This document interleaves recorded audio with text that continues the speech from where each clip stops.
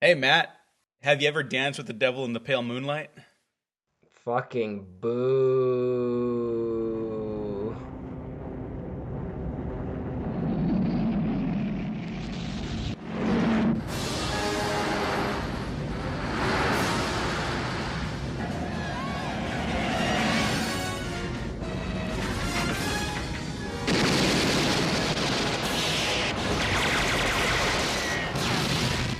Vicky Vale. Bruce Wayne. And what do you do for a living?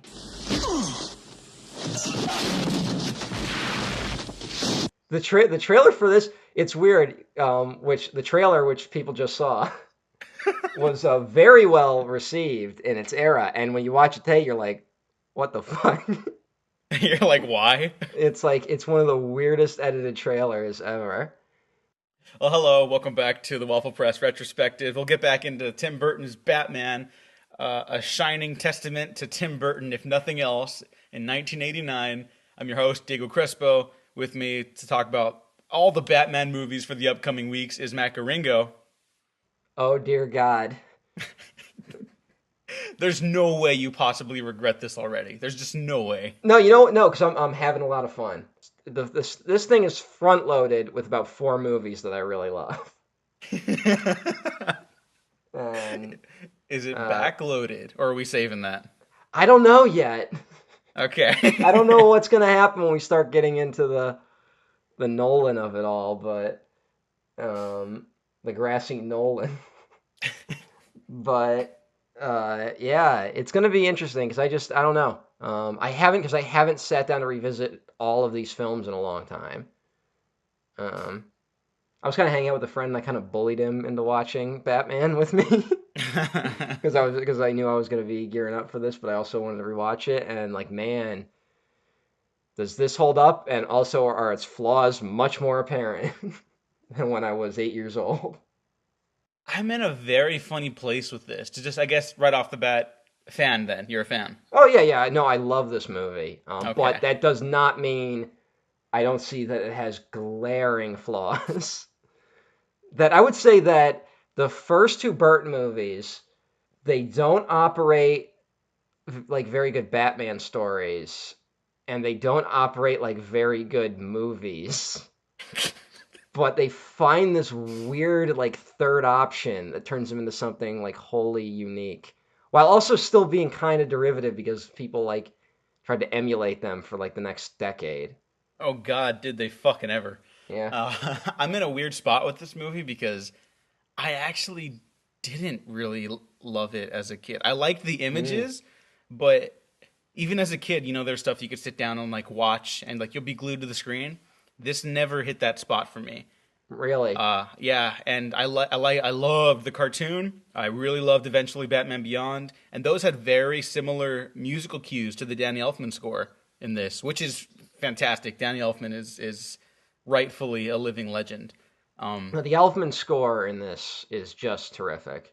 yeah, Um, and so when the Dark Knight era of Batman came around with the Nolan films, that's when I was like, oh yeah, this is the real Batman. And then you're one of those. yeah, I was definitely one of those. So I apologize to the world. Um, and I I don't want to give my thoughts away on my revisit to the Nolan films yet, but I like this movie a lot more than I ever did when I was younger. I really admire the first Tim Burton Batman. It's got issues for sure, but It's as a got Tim Burton massive movie, issues. as a Tim Burton movie, like his production design, like his aesthetic choices, the lighting and the shadows, and all his German expressionist fetishism is just like on display with like one of his biggest budgets of the '80s. And fuck yeah. Yeah, it was a big enough hit that they just let him go hog wild on the sequel, and with interesting results. Well, we'll get into that one. I Yeah. am looking forward to Batman Returns a lot. Um, but I've always I liked all the Batman stuff as a kid, like everything Batman. Probably because I grew up with the animated series. But I had that weird thing. I don't know if you ever remember this, but I did not know how to differentiate the different continuities as a kid, which is odd because the Joker dies at the end of this film. But the Joker died on the cartoon a few times and still came back. You know? He didn't die. I mean, he like falls into something and everyone's like, there's no way he could have survived. And then he's just Yeah. back. But like to me as a kid, it meant he was dead. And like all of it was in one kind of, to a point where when Batman Begins came out, I was really confused about how that one worked. Oh, Like I didn't have it to that. I didn't have the problem to that extent. I was still kind of thinking of it, but I also didn't see Batman Begins for a long time. I did not see it in theaters. I don't know. I had like a weird.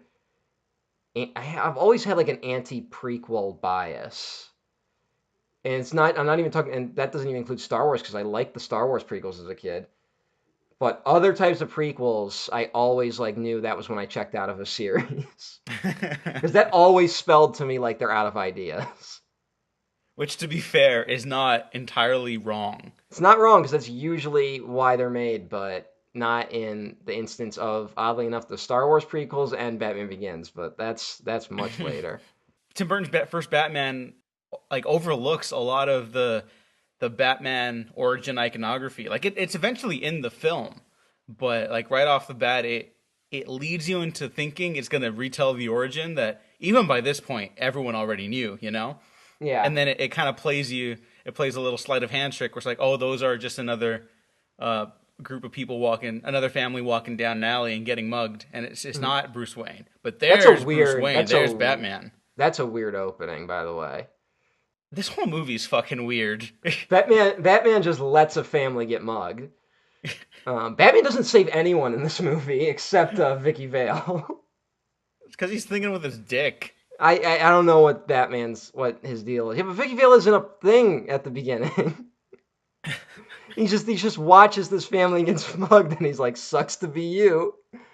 Like, and then he goes fucks up the criminals. But this comes out of a weird era where the Batman as continuity has always been super weird. Not that it like really matters, but he was the only character whose continuity was not 100% rebooted by the Crisis on Infinite Earths reboot that rebooted the entire DC universe in the 80s. There was a lot of remnants from before that stayed, and it ends up creating a really weird history that is told and retold in Batman. And this movie was kind of trying to straighten it out, much like the original Superman film had to do, and where the Superman film succeeded, this one kind of doesn't, but it still ends up being something. It ends up being its own thing.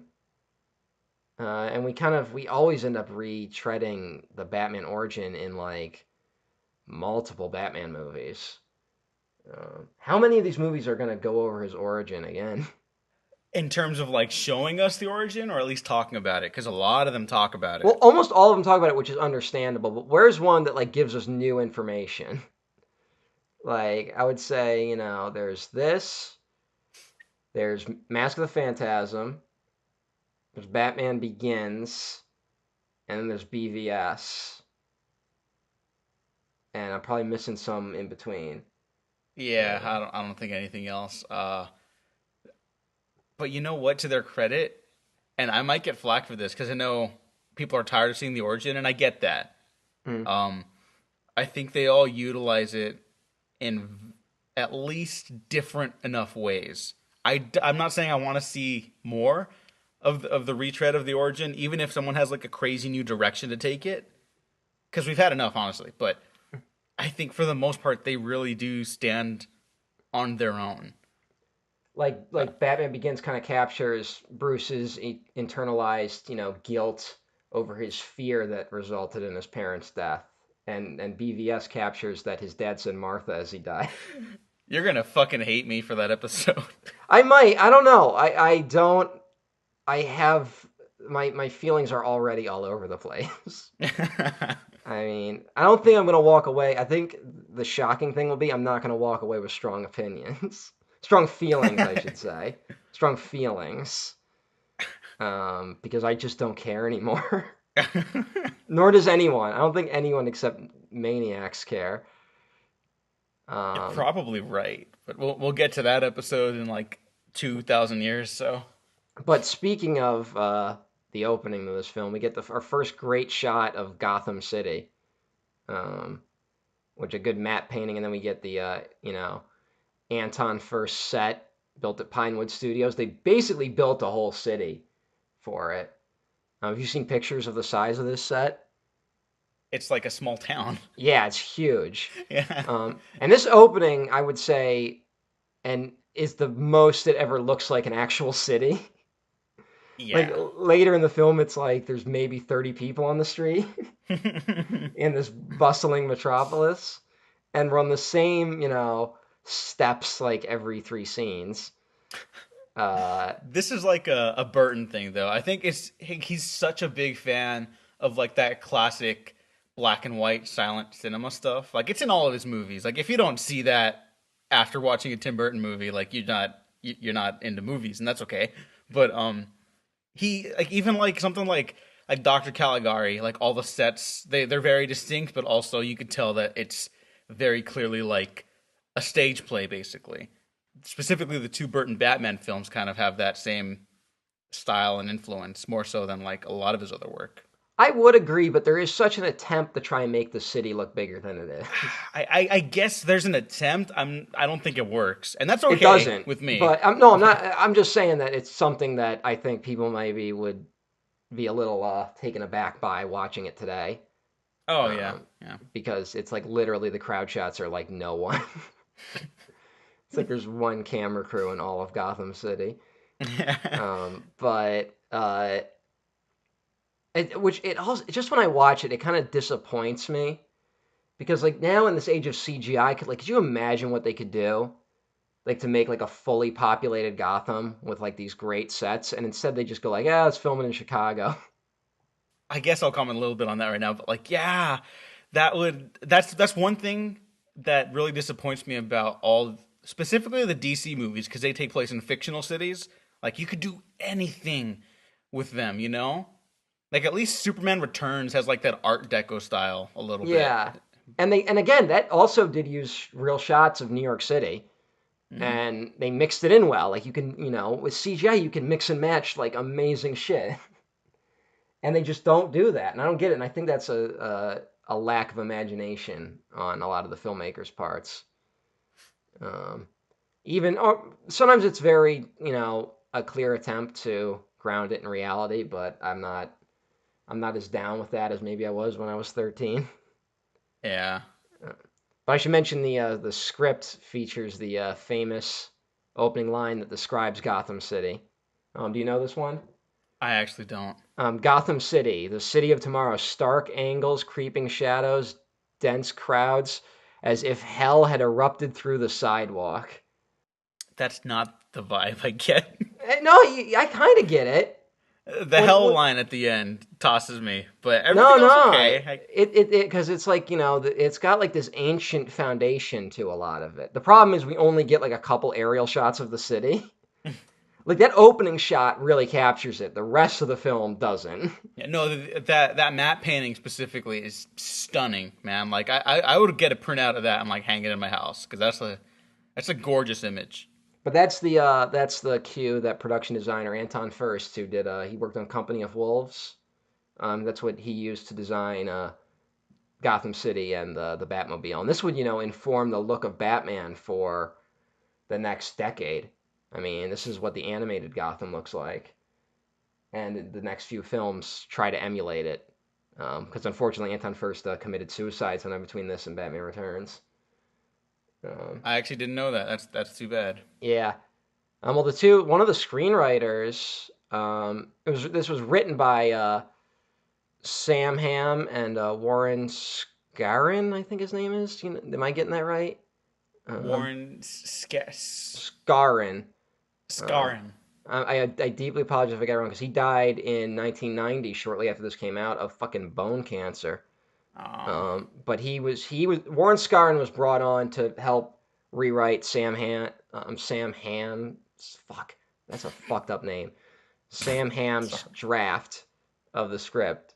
Because Sam Hamm's had a good structure to it. It totally diverts about about halfway through, and but that his script is much wordier and much more jokey. And then Warren came in and kind of gutted a lot of the kind of excess dialogue. And then even then, the shooting script has a lot more than what ended up in the movie. Although to be fair, that's kind of usually what happens anyways. Especially for bigger productions, unless you're like James Cameron, who's like, no, we're putting everything, and you kind of don't have a choice. This is such a weird movie because we have that opening is something you just wouldn't get today, which is just the opening, like the overture of the Batman theme over the Batman logo. Like it's just like the credits through this logo. Like you wouldn't do that today, you know? Like movies do not stop to be like, hey, listen to the music. Yeah, what's the last time a superhero movie did that? Like the can't Raimi think. trilogy? Maybe, yeah. Well, doesn't BVS has like a weird slow motion opening? It's a flashback to the Waynes, yeah. Yeah, and it's like the slow motion of their death or whatever. Yeah, and it's the origin set to the Hans Zimmer Junkie XL score, which is actually I think pretty good in that movie. But It's not, but I don't know. I just even then that's still like used to tell part of the story, you know? yeah, they're not they're not showing off like an aspect of production or just the logo like it is here. Yeah. I think it was kind of an attempt to like kind of set the new tone because I think they were worried. There's a lot of talk if you watch any of the behind the scenes stuff. A lot of people were worried that everyone was going to expect or want the old TV series. Which is hilarious, especially It's now. hilarious in retrospect. Actually, if you listen, Burton says that he was a big fan of the TV show, but he understood that he wanted to go for something different with this. He's like, I always like Batman because Batman's an outsider and I'm an outsider. And like, yeah, thanks, Tim. Hey, Burton was like untouchable around this point in his career, basically. Not before this. He around this. Well, I mean, yeah, this is what made him untouchable, and then he kind of remained that way for a while because he just kept making good movies, and then that would die a horrible death sometime around Mars Attacks. Oh, he had a couple left in him for a little while. Yeah, that Dumbo movie looks fucking depressing as shit. That I was just gonna refer to Big Fish really quick. That's my favorite Tim Burton, I'd say. That's a really great movie. That's your favorite Burton? Yeah, it makes me cry a lot. Yeah, I like that one a lot. Shout out to Albert Finney, who just died. Yeah, R.I.P. He's really good in that. In actual life. Spoilers for Big Fish, I guess. I don't think. Oh my god.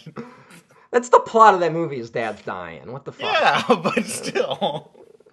Get over That's the way people. he said it. Anyways. Could you tell from my inflection I'm maybe not as big a fan of Big Fish as you are? Yes. That Big Fish is good. Spielberg was going to do that. Oh, then it would have been the best movie ever. Yeah, exactly. Maybe that's part of my bias. Well, there's all these movies that he was going to do that ended up being done by someone else, or he's going to do the maybe Last he ghost Action directed. Hero. Wait, what? He was going to? Yeah, he was going to do that, and he's like, I'd rather do Jurassic Park. Oh well, I can't really. I can't. And about that. and then Jurassic Park was what ended up killing The Last Action Hero. Oh, that's a good movie too, though. That script was hot. Not this script. The script is not. The script is odd. Lieutenant, is there a 6-foot bat in Gotham City? Nice outfit.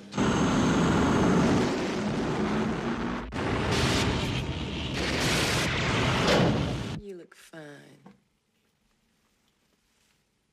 I didn't ask. Usually with superhero movies now, there's a lot of plot, and they try to tie in ideas. Like they'll touch on them for individual moments and scenes, but they'll never incorporate like into the main fighting point of like what the idea, like what the hero's fighting for, their identity, the people around them, whatever, what the symbols mean.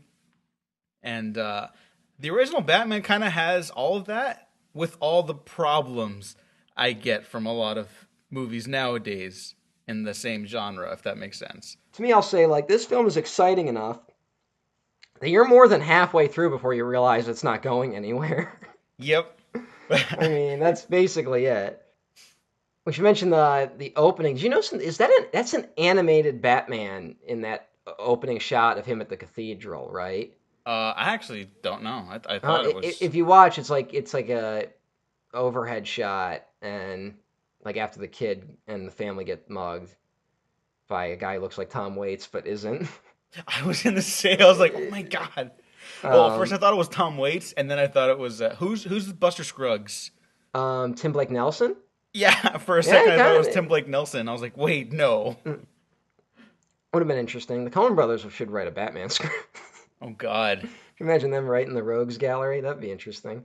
It's interesting. There was something in the commentary where Tim Burton was like, one thing I really liked about, we tried to give like this timeless setting to Gotham. Like it's a little bit 1940s New York, a little bit 1980s San Francisco Sea Wharf. Those are Burton's words. Odd pairings, but it's Tim Burton, so that makes sense. Yeah, hey. And he was like, he says he believes that the world should fit the character like Batman because Batman's not a real character. So, which is kind of what he does in all his movies, like Pee Wee.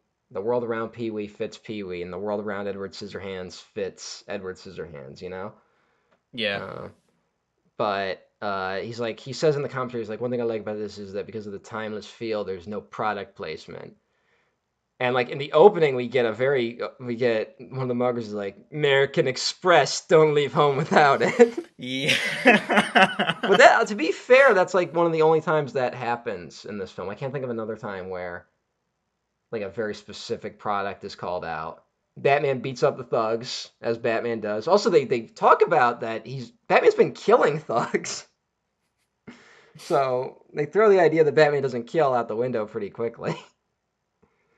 A common thing with the Burton ones, Yeah. which I think is also what set me off when I was younger, and I think what still sets people off. We talked a little bit about it in the last episode, but I them think, not being like comic accurate, quote unquote, like that was a deal breaker for a point in time for me, and now I'm like, I don't give a fuck. Like, just make a good movie. The no kill rule for Batman makes no goddamn sense. Because he doesn't. It's really only there. It's not a moral code. It's only there so he won't kill the Joker. Because there's no reason for him not to just throw the Joker off a roof at some point. Like, after about 100 murders. Just be like, I didn't catch him. Like, that's all you gotta do. No one's gonna know. We'll talk about it when we get to the movies where they frame that as a big deal, because I got thoughts. That's the thing. This movie never promises that that Batman's not going to kill people. But I do like that we get the criminals like who are afraid of Batman, like he's like an actual monster.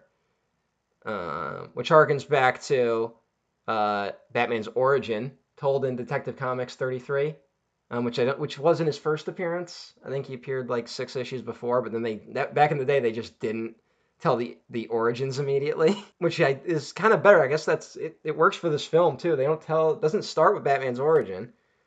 But the famous quote from Detective Comics 33 is, Bruce Wayne's like, I will become a bat. He's like, criminals are a superstitious and cowardly lot, so my disguise must be able to strike terror into their hearts. I must be a creature of the night, black, terrible. We all know how criminals are a cowardly and superstitious lot.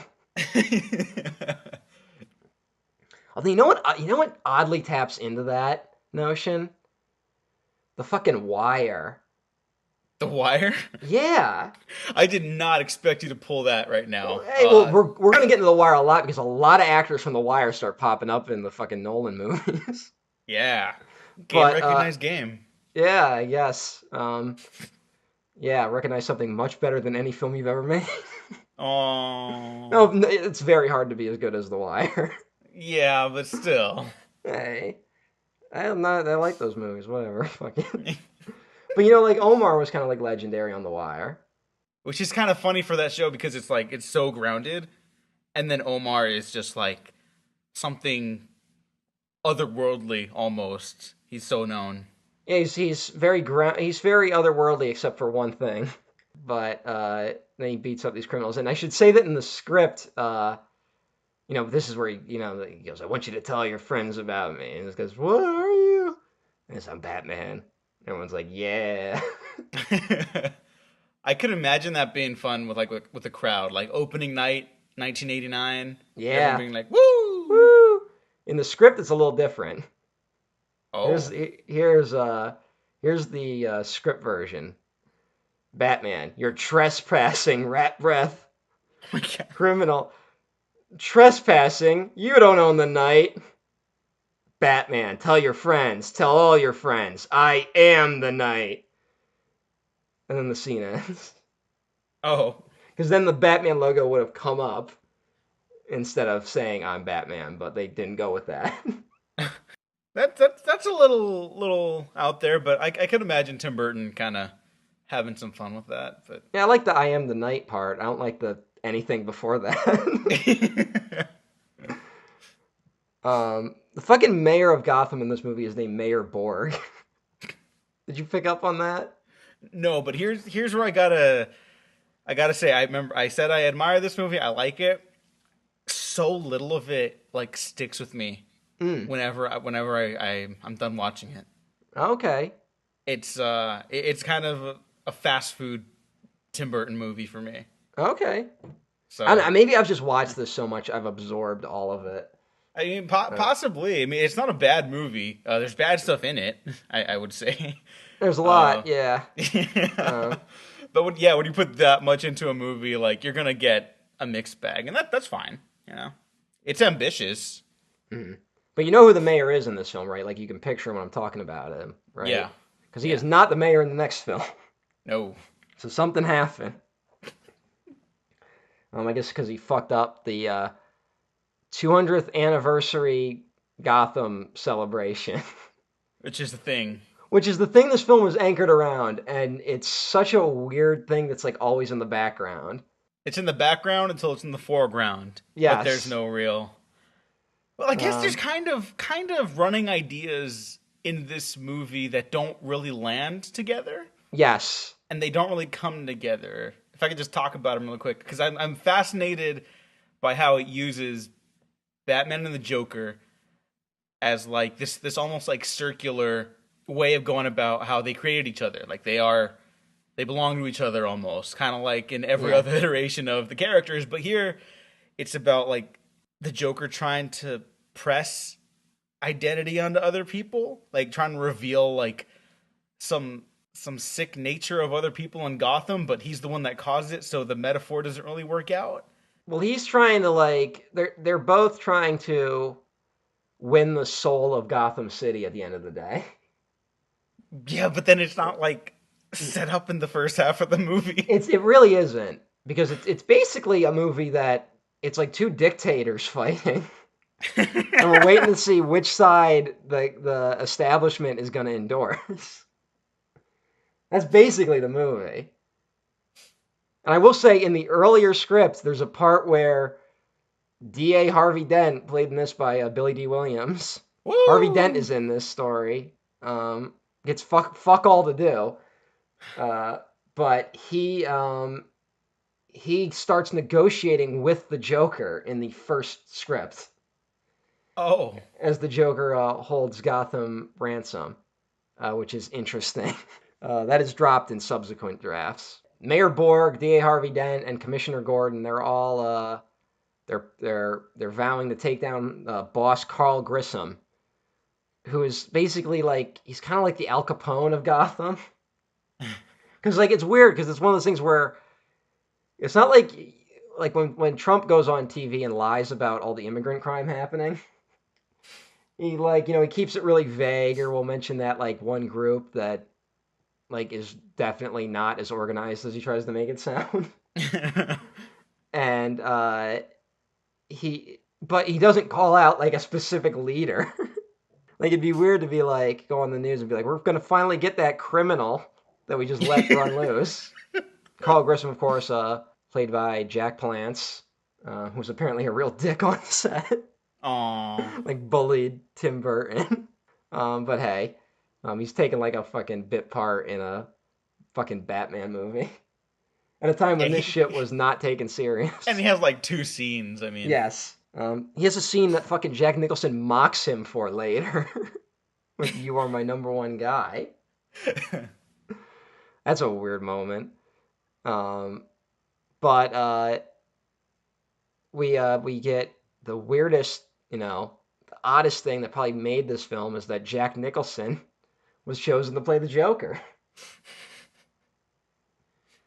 And fucking made bank. He made a huge deal to get money on the back end for this script, for this movie, and he was basically cashing checks for the rest of his life. He gets like a piece of all Joker merchandise for like ever. What are your thoughts on Jack Nicholson's Joker? I love Nicholson's Joker. I love him too. And you know what? I used to not think he was scary. He's Oh my God. scary. He's scary as fuck in The this. first scene when he takes off his bandages and we don't see his face and he's just laughing, and he just turns into the Joker on camera just through the laugh, is like one of the most terrifying things ever. Yeah, no, I don't know what the fuck was wrong with me. He's horrifying in this, and he's so good. He's Because there's so been a good. lot of, I mean, to all these older Batman movies that are more like, I guess, quote unquote, animated, literally and like metaphorically, because everyone likes their grounded stuff now in the post Nolan world. That there was like, oh, Jack Nicholson was never really that good as the Joker. Like, go fuck yourself. He's incredible in this. He's so good. I think people have a problem with the fact that he is he starts as just a gangster, which some people have problems with. And this movie shows him to be kind of a sociopath from the start, and then just becoming the Joker just kind of set him off. Yeah, I'm okay with that. Like honestly, the first half of the movie, because you don't know that it's not really going anywhere with the ideas. I love all that stuff. Oh, for the yeah. most part. So it totally re-won me over on this last rewatch, especially. And Jack Nicholson's so good, and I think Tim Burton would agree because Bruce Wayne's kind of uninteresting in this. Kinda, but I love Keaton's performance. I'm a real big fan of Michael Keaton in this. I think Keaton's a really good Batman. Maybe even a great Batman in his one and only follow-up that he did. He gets fucking nothing he's to do good. in Batman Returns.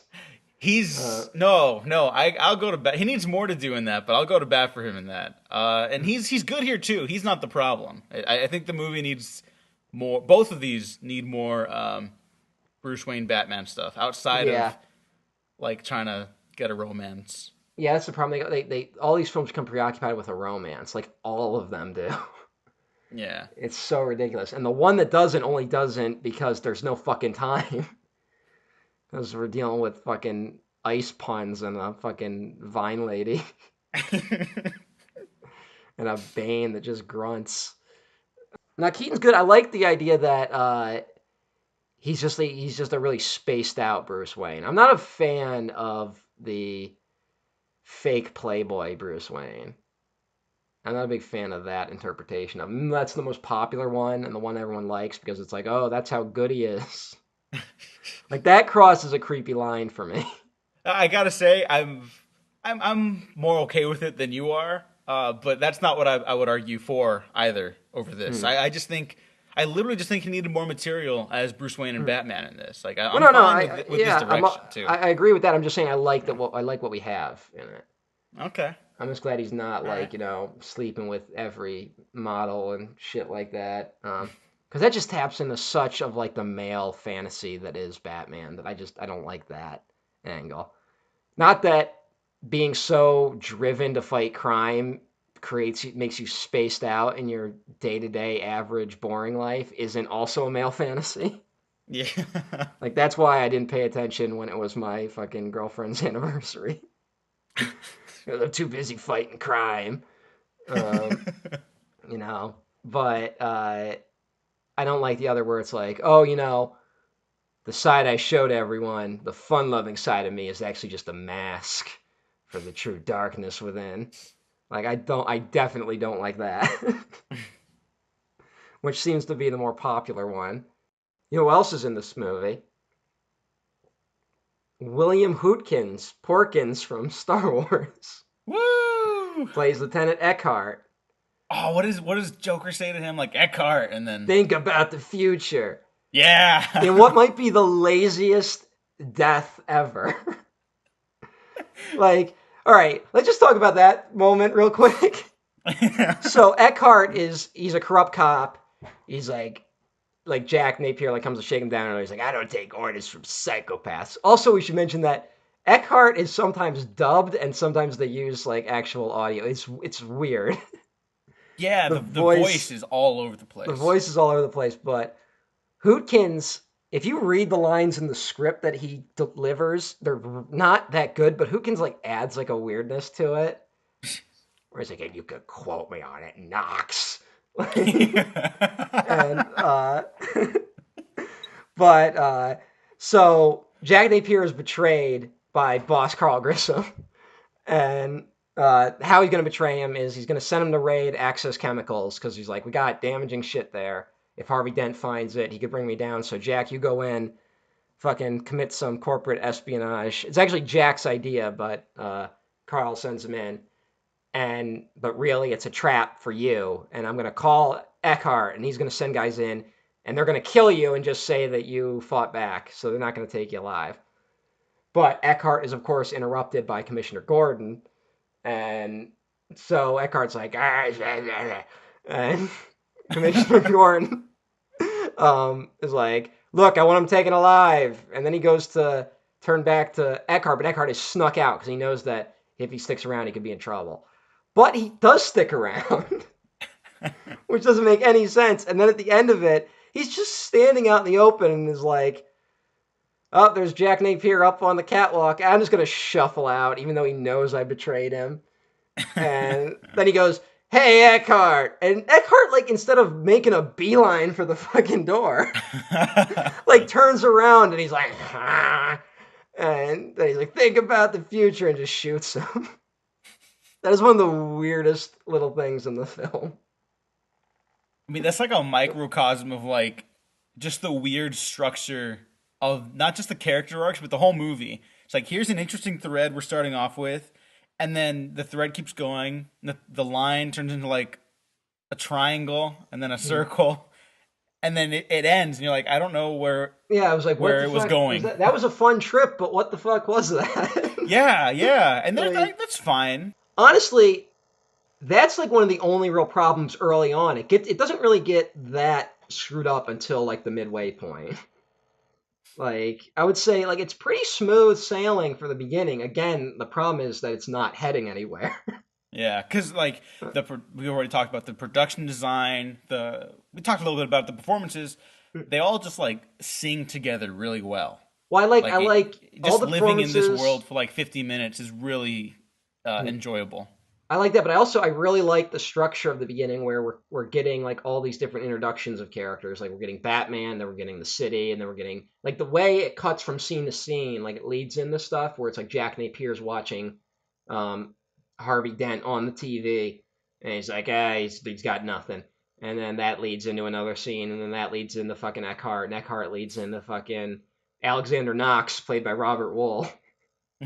Who is a fucking character that has fucking fuck all to do with the story. Yeah, he has nothing, but he has a likable enough presence in the beginning, and then I like him at the end because he's the dude who believed in the Batman was real and trying to crack the story, and then the middle portion of the movie that's just irrelevant for him mostly. You kind of need he's kind of there just for Vicky Vale to bounce dialogue off of. Yeah. Because in the original script, there was kind of a weird love triangle thing they tried to go with between Alexander Knox and Bruce Wayne and Vicky Vale. And spoiler, it did not work. It was something. I should say, Vicky Vale is a lot wordier in the script. And at first I was like, oh man, they really cut her shit down in the film, and that's unfortunate. But when I think about it more, I actually like the film version more. Kim Basinger gives this weird groundedness to Vicky Vale that kind of as a counter to all the wackiness around her. Because it's really, this movie's kind of about Vicky Vale trying to deal with really insecure men. Yeah. That's kind of the only true through line of this film. There's a line in the script which reads quippy, but then the way she delivers it in this adds a lot more to her character, where she's meeting with Knox, And she's like, look, I believe your Batman stuff. No one believes Alexander Knox, reporter for the Gotham Globe. And everyone's like, did you see Bigfoot too? The typical bullshit. She comes in, she's like, hey, I'm a photographer. I believe what you're saying. I just got back from Corto Maltese. Did you pick up on that reference? I did. That reference pops up in the weirdest fucking places. I know. It even pops up in like an episode of Arrow. Really? Yeah. So I don't know. I guess that's like for the diehards. For those who don't know, Corto Maltese is the fictional nation that Superman helps overthrow in The Dark Knight Returns on orders from Ronald Reagan and almost starts a nuclear war. Yeah, that reference. I'm sorry. I just want to sit with that for a second. That's so weird. This is back in an era up. where, like, now it would be even weirder because of like the whole shared universe thing. But this at a time when we were never gonna get a fucking Dark Knight Returns movie. Yeah. So it'd be like, at least that hints that someone writing this read that comic. But anyway, the line that Vicky Vale gives, where she just kind of like says it under her breath, it's like, why Robert Will's like, why you want to help me? He's kind of such a goofus. She's like, I read your story and I like bats, and she like delivers that so like, just kind of like, yeah, I don't know, something about her delivery really won me over to her character. No, she's really good in this. The main trio of Keaton, Nicholson, and Basinger are fantastic. She replaced what's her name, Sean Young, who was supposed to be Vicky Vale. I did not know that. I knew about Sean Young and Batman Returns. Yeah, we'll talk that story. Yeah. But man. There was we'll get into it more, but there was all this horseback riding in the original script. And so when she was hired, she was practicing on a horse, fell off, broke her leg. Oh no. And like a week before shooting, so they had to replace her with with Kim Basinger. And so she of course really wanted a role in the sequel. Really wanted a role. Yeah. But we'll talk about that later. Mm-hmm. I will also bring up why the fuck there's so much horseback riding in this script. Yeah, please. Yeah, we'll get to that. Well, you should mention, we meet Bruce Wayne at Wayne Manor. I don't know. It's again, this is really front loaded. I really like how the beginning of this film is structured because we get Bruce Wayne. We get like a little bit of interaction with Bruce Wayne and Alfred, where Alfred's just picking up shit that Bruce Wayne is setting down. Michael Gough is Alfred, who will stick with this franchise through thick and thin. He's the only one who returns in all 4 Batman movies. Nope. One other person returns. Commissioner Gordon, right? Pat Hinkle as Commissioner Gordon, and boy is he fucking just like the butt of jokes in the sequel. It's like he's like an accomplished actor. And like by the end of like Batman and Robin, he's like a street cop. But Wayne Manor is hosting a function for to raise money for this stupid festival. We should say it's got like there's a weird like satire element that like rises in both Batman and Batman Returns, where like this is kind of like Gotham City's a fucked up city, and their solution is, hey, let's put on a festival. Like, that clearly feels like, kind of something satirical. But Bruce Wayne endorses the festival, so I don't know exactly where the film falls. I don't know. It's clearly an idea that Burton's drawn to, because, like, even with the cosmetic killings in this, like, when people turn into, like, the Joker before they die, like, he's got an interest in that kind of like playground, but I don't know what he's going for in this one. Like, really. Burton attacks the establishment, but like in such weird and like unmotivated ways. Yeah. Like, and I'll say like later when we get to it becomes more apparent later, but Burton is a guy where he prides himself on being an outsider, and everyone talks about it. He's like, oh, he's an outsider filmmaker, and his movies are about outsider characters. But like almost universally, his films fall on the side of the status quo in the end. His movies often end with, no, there's a balance for a reason. Like that's like Beetlejuice is kind of known for like, oh, isn't it weird? But like the weird artists are the ones that are like beating up the whole fucking movie. You know? Yeah. And it's very present here with the Batman Joker dichotomy, because like the Joker, like he's like, I'm the first fully functioning homicidal artist, and I make art till somebody dies. But he's the villain, and he's very clearly portrayed as the villain who needs to be defeated. Like it's very clear that Burton's interested in him. At the end of the day, he's like, nah, you gotta be stopped. And I don't think was that like him, or was that like a studio thing? Because you see a lot of that in like, we always gonna bring it up, especially because we're talking superhero movies, but like the MCU, like they'll have a villain that like spouts out some like allegorical thing, or like maybe something that the hero has to confront. But you know, most of the MCU villains end up having to die anyways, and it's like, well, that was that adventure, and then it's never brought up again. You know, so that might be like a production thing. I would say it's a studio thing, or it's just the structure of the Batman narrative thing. I don't know, but so many Burton films kind of follow, like that's what Nightmare Before Christmas is fucking about. like that's a movie where everyone's like, oh, Jack Skellington, it's so weird, but it's like that movie's like, no, Jack Skellington should not have tried to take over Christmas. It's wrong to mix holidays. Stay in your lane. It's stay in your lane, the fucking movie. And also the sole Disney movie where the hero straight out murders the villain. Not in a duel. He murders him. Yeah. I don't think that's right or wrong. I'm not saying that. I'm just saying that's what happens, and I feel like we should talk about that more. That's all. But also Jack Skellington is the villain of that story. Also, maybe the villain kills the other villain. It's two villains fighting each other.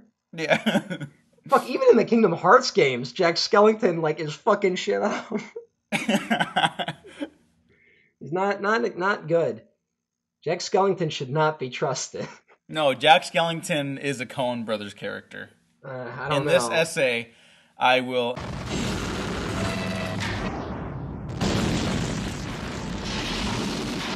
I have given a name to my pain. What are you? I'm Batman. Where does he get those wonderful toys? I should mention the producers real quick. Yes, please. Peter Gerber and John Peters, who were they came on shortly after. There were two other people before that. Benjamin Milkner, I think his name was, and Michael Unslin or something like that. I could be wrong. I'm sorry, I totally forgot their names. Those two, the two I just mentioned, they stick with Batman until now. They've produced every Batman film, including animated films. They've been executive producers on. Wait, John Peters? No, the other two guys whose names I fucked up. One of them, like they literally like they have credit on Teen Titans Go to the Movies. Wow. Which will be the last one that one of them does, because he just passed away at age 104. Wow. So, okay, rest in peace. Also, wow. Yeah. Benjamin Melniker, I think was his name. But Peters and Goober, they kind of came on, and this was really their show at the end of the day, but they were also kind of, as much as they helped, they also seemed to hurt the production. Burton actually, for the next movie, actually put it in his contract that John Peters could not come to the set. And even though he never goes into detail, Tim Burton hints at like things unraveling on set constantly, because he said like, hey, we had a script we all agreed on, but then when we started filming, people started not agreeing on it. Oh. And it's very clear who he's talking about. John Peters famously also tried to make the Nicolas Cage Superman movie that would have involved Tim Burton and Kevin Smith. Oh, and yeah. He also produced Wild Wild West, which features a giant mechanical spider that he kept trying to put in the Superman script and a Sandman script. And a polar bear, which would also... all those things will make appearances in Man of Steel. Yes. The last Superman movie John Peters produced. Yes. He kept going for it. I gotta respect that. I don't know about everything else, but that I gotta respect. Wouldn't back the fuck down. Yeah, no. You know what though? I'll be honest. If I was a big Hollywood producer, I would say, look, you can make this movie. It can be your vision. But Superman has to fight a giant spider in the third act. That sounds like something I would say if I was a producer. I've noticed with these Tim Burton Batman movies, Burton's maybe not the most pronounced action director. Like just in Maybe, general, but what he does like with the camera is not very much. Like all of his direction is really in the production design. A lot of it, yeah, which is fine. Which is good. I said he's really good at individual shots and moments, and he's very bad at stitching them together. Yeah, it's fucking bizarre though, because like he storyboards, so he puts it all on the walls. He's going over everything, but he can't figure out how to stitch it together. I mean, because when you're making a movie, anything can happen. You know, like on set, maybe you can't shoot everything you wanted to or initially planned to, but like the fact that it's such a consistent problem with him as a director, especially now, is really weird. Like, I have trouble wrapping my head around that. You know what? I swear to God, I was thinking like, oh yeah, it reminds me of when I used to play with my toys. Like the entire movie, like, you know, and you're playing with your little action figures and stuff. Like, where you going with the story that you're made up when you're making the Batman and the Joker clash? Yet you don't know, but it's kind of fun in the moment. That's the exact vibe of this entire movie. I hope I don't sound like I'm harping on it too much, because I did enjoy it, and I'm glad I own it. For me, it really falls flat in its face in the end, but then it does like a little song and dance to try to pick itself up. So it's like, all right, like I'm charmed by it. I do like it. I'm glad I own it.